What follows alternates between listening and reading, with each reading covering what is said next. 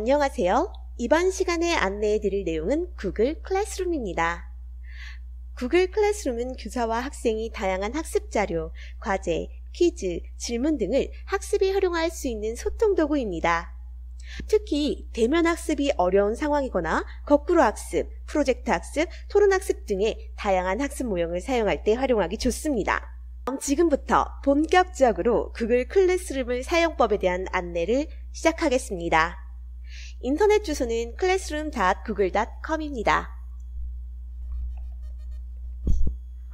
이쪽에 보시면 로그인 창이 보이는데요. 저는 구글 G Suite for Education으로 인증받은 제가 근무 중인 학교에서 새로 생성한 아이디로 로그인해 보겠습니다.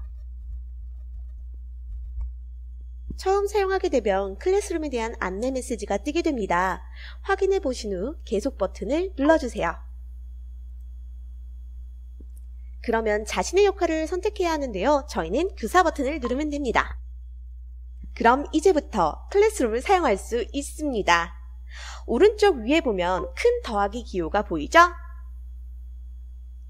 이걸 클릭해 주세요. 그럼 지금처럼 수업 참여하기와 수업 만들기 버튼을 볼 수 있습니다. 우린 먼저 수업을 만들어 보겠습니다. 저는 리드에서 구글 클래스룸에 대해서 함께 살펴보고 있으니까 제목을 다음과 같이 정하겠습니다. 그 외 나머지는 선택사항입니다. 원하시는 사항을 모두 적어보시고 만들기 버튼을 눌러주세요.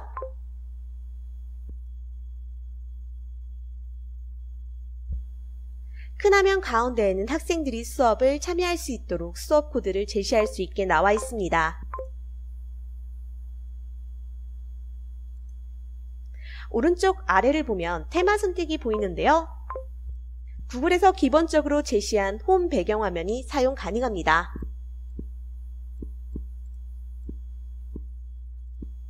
그 밑에 있는 사진 업로드를 통해 선생님이 직접 찍은 사진도 클래스룸 첫 화면으로 사용 가능합니다. 화면에 보이는 오른쪽 위에 톱니바퀴는 설정입니다. 이곳에서 처음 입력한 수업 세부 정보 수정이 가능합니다. 일반 설정을 통해 수업 코드가 너무 어렵다면 재설정이 가능합니다. 또 학생들이 활동할 수 있는 범위를 정할 수 있고 삭제된 항목을 교사만 볼 수 있도록 조정하는 것도 가능하죠. 구글 클래스룸에서 행아웃 미팅 링크를 생성하는 것도 가능합니다. 점수 매기기는 성적 계산과 관련된 내용입니다. 전체 성적이 없을 수도 있고 절대평가, 상대평가가 가능합니다. 그럼 설정창을 닫고 첫 화면으로 돌아오겠습니다. 클래스워크를 통해서 수업 내용을 올릴 수 있고 수업 내용은 차례차례 스트림에 뜨게 됩니다. 또 피플을 사용하여 교사나 다른 학생들을 추가할 수 있고요. 성적을 넣을 수도 있습니다. 그럼 각각에 대해서 하나씩 살펴보도록 하겠습니다. 온라인 수업하면 학생들 가입이 제일 고민이시죠? 선생님들께서 제일 궁금해할 것 같은 사용자를 먼저 살펴보겠습니다. 사용자를 클릭해 주세요. 사용자는 교사와 학생, 크게 두 가지가 있습니다.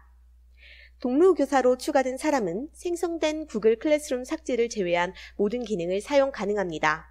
한 개의 수업에 최대 교사 20명 초대가 가능합니다.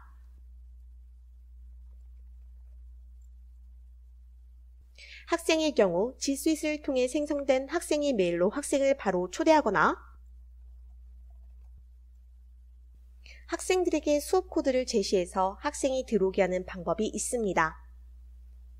한 개의 수업에는 교사와 학생 모두를 포함하여 1,000명까지 참여 가능합니다. 이제 수업 진행 방법에 대해 알아보겠습니다.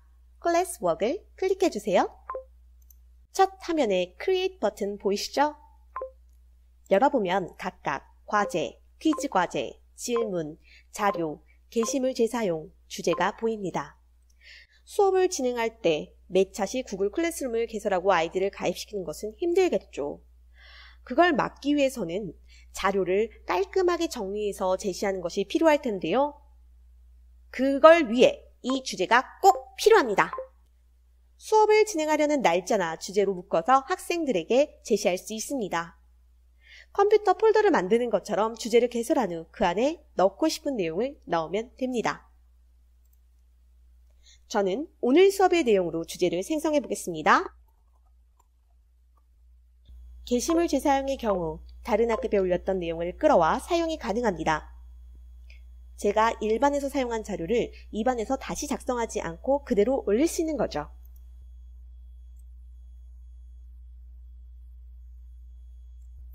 이번엔 자료를 만들어 보겠습니다. 자료는 교사가 학생에게 단방향으로 내용 전달만 원할 경우 사용하면 좋습니다. 공지사항처럼 활용하기 좋습니다. 제목은 필수 입력 사항입니다. 밑에 클립 모양의 추가 버튼 보이시죠? 클릭해 보겠습니다.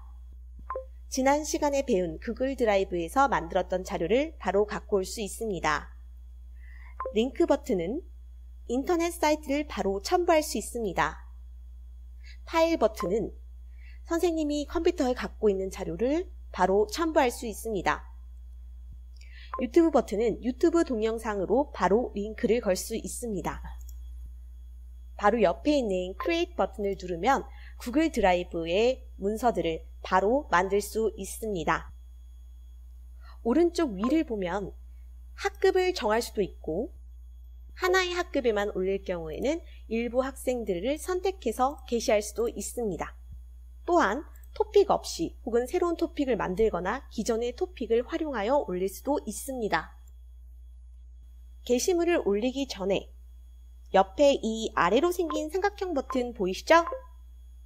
이 버튼을 누르면 게시물, 예약, 임시 저장, 임시 게시물 삭제가 있습니다. 이 예약 버튼의 경우 자료 게시 날짜와 시간을 정할 수 있기 때문에 수업 전 미리 자료를 만들어 놓고 올리기 매우 좋습니다.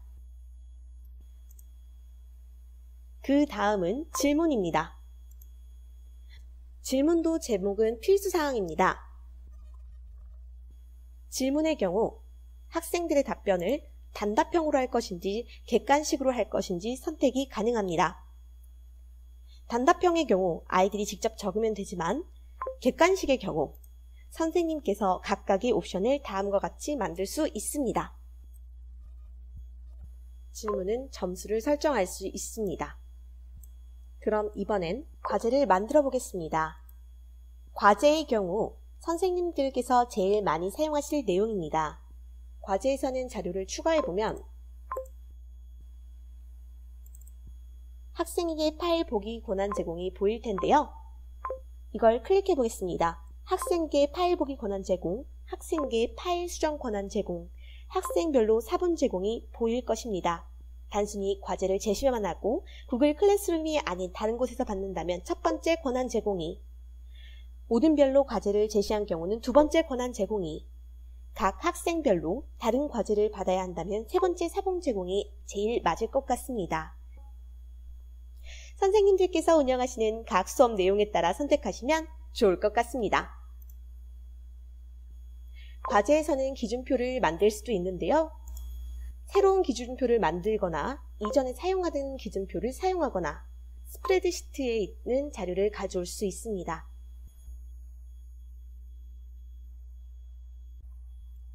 퀴즈 과제에 대해서 살펴보겠습니다. 퀴즈 과제의 경우 구글 설문지를 이용한 과제입니다. 밑에 빈 퀴즈 양식을 사용해서 만들어도 되고요. 구글 드라이브에서 기존에 만들어 놓은 퀴즈를 가져올 수도 있습니다. 그런데 수업을 완성한 후에 순서를 조정하고 싶을 때가 있습니다. 그럴 경우 마우스 왼쪽으로 클릭한 후에 끌어서 이동하면 됩니다. 다음으로 성적에 대해서 말씀드리겠습니다. 성적으로 들어가 볼게요. 성적에 들어가 보면 가입되어 있는 각 학생들, 그리고 각각의 과제, 그리고 각 과제별 기한을 확인할 수 있습니다. 학생들은 성과 이름, 각각의 방식으로 볼 수 있습니다. 각각의 과제에 대해서 자세한 내용도 확인 가능합니다. 과제 중에 하나로 들어가 볼게요. 지금 보이는 것처럼 학생을 답변으로 정렬, 성으로 정렬, 이름으로 정렬, 상태로 정렬이 가능합니다. 과제 유형에 따라 선생님들께서 편한 방식으로 학생들을 정렬한 후 채점하시면 편합니다. 학생의 답변을 확인하고 이 아래에 학생 개인별로 볼 수 있는 비밀 답변도 가능합니다. 또 이렇게 학생별로 점수를 입력할 수도 있습니다. 스트림은 SNS의 내용처럼 가장 최신 글 순서대로 뜨는 것입니다. 스트림의 순서도 조정이 가능하지만 맨 위로 끌어오는 기능만 가능합니다. 글의 점 3개 부분을 누르면 다음과 같이 맨 위로 이동을 볼 수 있습니다. 지금까지 선생님들과 함께 정말 간단하게 구글 클래스룸에 대해 살펴보았습니다. 구글 클래스룸은 사용하면 할수록 익숙해지면 익숙해질수록 선생님들과 학생들이 무궁무진한 방법으로 활용할 수 있습니다. 그럼 지금 리드 구글 클래스룸에서 수업에 참여해 보십시오. 그렇다면 선생님들께서 훨씬 더 다양한 체험을 할 수 있을 것입니다. 지금까지 시청해 주셔서 감사합니다.